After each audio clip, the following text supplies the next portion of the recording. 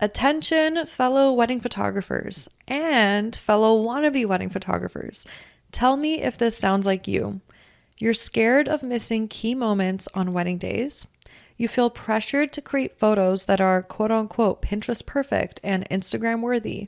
You're nervous about all the different lighting scenarios that are out of your control and you're not sure how to handle them. You're confused on how to balance creating beautiful imagery while also capturing authentic moments and emotion. And you're worried about being in people's way too often.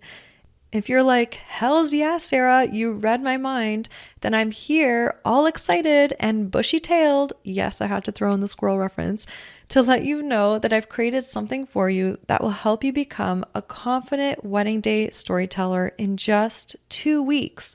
It's an online program that I created just for you called Intuitive Storytelling, and it's officially out and ready for enrollment. I want you to take a moment and imagine for a second what life would be like if you knew how to be at the right place at the right time on wedding days so you can catch those key and in between moments. You got emails back from your clients saying, "You were the best freaking decision we made for our wedding." You also knew how to confidently create strong storytelling photos that people felt emotionally connected to. And you finally felt like an actual fly on the wall, aka people don't stare into your camera all day anymore. Well, it's all possible because I consistently experience these things myself. And now I want to help you make these possibilities become your reality. Are you all bright-eyed and bushy-tailed right now too? Again, had to throw in the squirrel reference, you know me. So listen up. You can get started on learning all my tips and tricks of how I document wedding days as soon as today. You can go to saramonika.com/storytelling for all the deets and instructions on how to grab your copy of the course. You'll have lifetime access and you can go at it at your own pace, along with a private community of other like-minded photographers that are on the same journey as you are. With intuitive storytelling, you'll be able to learn how to confidently storytell like a pro on wedding days in just 2 weeks. So, what are you waiting for? Uplevel your storytelling game this wedding season so that next year you'll be watching your inbox filling up with even more inquiries. Hello, referrals from this year's clients. So again, head over to saramonika.com/storytelling and sign up now. I cannot wait to see you in there. Welcome back to the pod. I'm Sara Monika, your host, and if you're a photographer or a wannabe photographer, you are in the right place.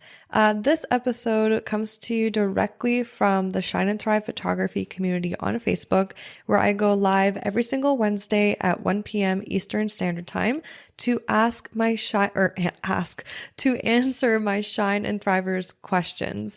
So not only do you get to actually tune into this podcast and learn a lot for free, you actually can join the Shine and Thrive photography community on Facebook for free as well and ask me questions along the way when you feel stuck in your business, or if you have a follow-up question to an episode that you wanted more clarity on, you can do that right in there. And I love this space because we get to actually connect with one another. You get to connect with other like-minded photographers, network with other photographers in your area or from other areas around the world. So yeah, I invite you to join this group. So right now, before you tune into the episode, go into Facebook on your phone, on your computer, type in Shine and Thrive Photography Community, request to join, and then you'll be in.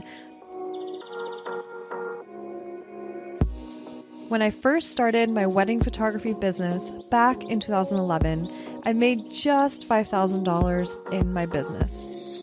Now, I bring in multiple six figures per year while working only 30-hour weeks serving my dream couples. I'm here to help you discover that it's so possible to have what you want when you want in your business so that you can create the life you've always dreamed of and deserve. Julia wants advice on overshooting. So I'm assuming that you don't want to overshoot as much so you have less photos to cull through. So it saves you time and also saves your camera life and all of that. So What I would suggest is okay, one tip that is really, really good is like catch yourself in the moment right before you're about to take a photo. Ask yourself, am I taking this photo just because I feel awkward in the moment and I feel like I should? Meaning, is it quiet in the room, or are people, watching you shoot and you feel like you should take a photo because you should look like you're working, right? Anytime you feel like you're taking a photo just because you think you should, outside of like requested photos by someone or whatever, right? Then just pause and be like, no, I'm gonna probably not even keep this photo because I'm just taking it because I feel awkward of like something just to make some sound and, fill in the space. Like I've definitely done that before, right? So that's a number one. That's a great way to like kind of like pause on that and catch yourself to not take that photo. Another great question. So actually, basically, Julia, I'm going to give you questions on what to ask yourself while you're holding the camera up to your face on whether you should shoot or not. And those questions will help you decipher whether you should take the photo, right? Another great question is, do I feel something? Right? So if you're taking a photo of like people interacting, right? Maybe it's cocktail hour, right? So let's say it's cocktail hour and two people are talking. Let's say they're literally just talking like this. Yeah. Uh-huh. And they have like no expression on their faces, right? Most likely you're not going to pick that photo when you're culling because it's just a photo of two people just standing there with like blah looks on their faces, and no one wants to even see a photo of themselves just like standing there with like a resting bitch face, right? So ask yourself when you're shooting, do I feel something? If they erupt in laughter, or if someone goes in to give someone a hug, like those are things that bring out emotion and feeling. And then that's when you can actually take the picture and shoot it, right? So again, don't just take a picture of two people standing there just because you're like, it's cocktail hour, I have to document it and they're not laughing yet. So I'm just going to take a picture of them and move on. So like, but you're not going to end up probably choosing it anyway. So that's a good question to ask yourself. Oh, hi, Emily. Welcome. And Becky, welcome. So many people here from Ontario and Barrie and all of that. Love it. Okay, the next question you can ask yourself so that you don't overshoot is, if you have this up to your face and you're like thinking, should I take this photo or not? Ask yourself, if I was culling right now, would I choose this photo I'm about to take? This question like really has helped me take the overshooting down a notch so much, because again, just like the example I just gave you during cocktail hour, when two people are just like standing there with resting bitch faces, like I'm like, nope, I would not choose that photo because number one, like I don't feel anything. Number two, those people probably don't want that photo of them out there. Number three, the couple probably will think that they were not having fun at their wedding, and we don't want them to think that way or feel that way, right? So another good idea is, for example, let's say you, what other like example is there of would I choose this photo when culling? Like for example, okay, if you're taking detail shots, right? Instead of just like going crazy and like taking all the detail shots and then being like, I'll just pick the best one later, why don't you like actively cull and decide in the moment? So like let's say you're taking detail photo of like the table number, right?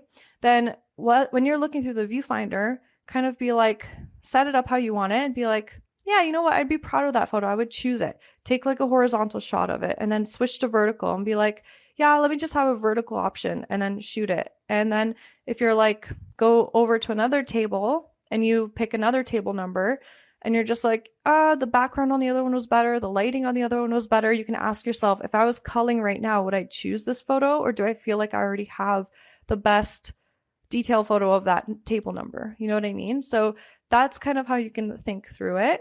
And also another great question, this is probably the last one that I would suggest, is, did I get enough great images of that? Right? So if it's stationary things, I go through that very quickly. Like, okay, I'll get the way the chairs looked. I'll get the way the room looked, like quickly done. It shows the space. I've got it from the best angle I think I can get. I'm not going to overshoot that. The only times I'm going to feel like I'm going to overshoot if there's like a lot of action happening in like a candid moment. Like maybe a little girl is running around through the grass, playing with another little girl, and they're just like running and giggling. There's so much movement and action that anytime they giggle or I feel like I see a pinnacle moment of them, that's why I'm going to shoot it, right? But you never know in candid moments what will happen and if it will be better than what you already got. So that is where I reserve my kind of like overshooting in a way. But I'm still very aware of like the feeling. So if there's so much feeling and energy happening, that's when I'm like, okay, and I could get 5 shots, I could get 20 shots. But if there's no feeling, then I'm not going to be overshooting. I hope that makes sense. And I hope that that helps. And this helps so much. If you just think proactively this way on wedding days, it saves you so much time on culling in the future. And just saves a little bit more of like your shutter life, I guess, in your camera too, right? Which always helps. Yay! Thank you so much for hanging out with me and tuning into this episode. If you got value out of it, please feel free to message me on Instagram at Sara Monika Photo. That's Sara no H, Monika with a K photo, to let me know. I get so freaking energized hearing from others that what I've said has had a positive impact on their lives.